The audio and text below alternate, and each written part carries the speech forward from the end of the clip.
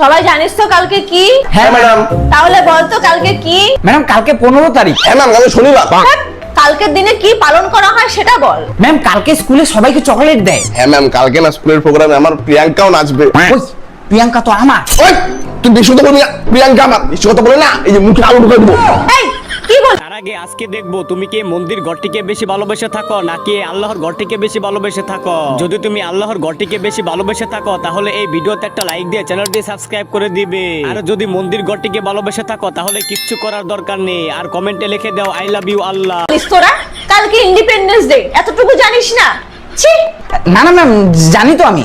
হ্যাঁ ম্যাম, আমিও জানি, আমি তো মজা করতেছিলাম। আচ্ছা বল তো তাহলে দেশ কবে স্বাধীন হয়েছিল? দেশ স্বাধীন কবে হয়েছিল? তুই বল। ম্যাম 1900 থেকে 2000 সালের ভেতরে হয়েছিল। তোদেরকে তো দেশ থেকে বের করে দেওয়া উচিত। এতটুকু জানিস না তোরা? এতটুকু পড়াশোনা করিস না?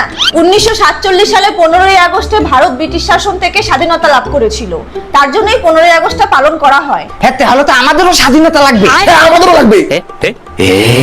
কিন্তু কিসের স্বাধীনতা লাগবে আমাদের? কিসের স্বাধীনতা লাগবে তোদের? কালকের থেকে আমরা আর তোমার কাছে পড়বো না, আমাদের তোমার থেকে স্বাধীনতা লাগবে। কি বললি?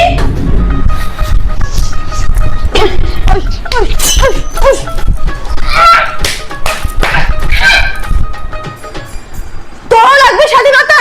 না না ম্যাম, আমার লাগবে না, স্বাধীনতা লাগবে না। বাইগান।